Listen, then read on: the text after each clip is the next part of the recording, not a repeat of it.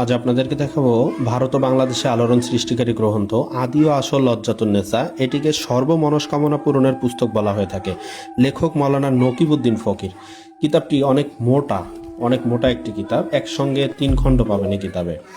এখানে ইসলামিক পন্থায় বিভিন্ন রোগের টোটকা, কোরআন শরীফের বিভিন্ন সূরার নকশা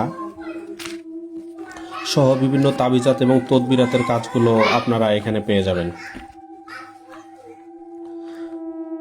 যারা ইসলামিক পন্থায় কাজ করতে চান তারা এই অসম্ভব কার্যকরী কিতাবটি সংগ্রহ করে কাজ করতে পারবেন। যারা নতুন কাজ শিখতে চান অথবা নিজের কাজ নিজে করতে চান তারাও এই কিতাবটি দিয়ে কাজ করতে পারবেন। এটি সম্পূর্ণ লাল কালিতে লেখা ইসলামিক তাবিজাত এবং তদবিরাতের একটি কিতাব।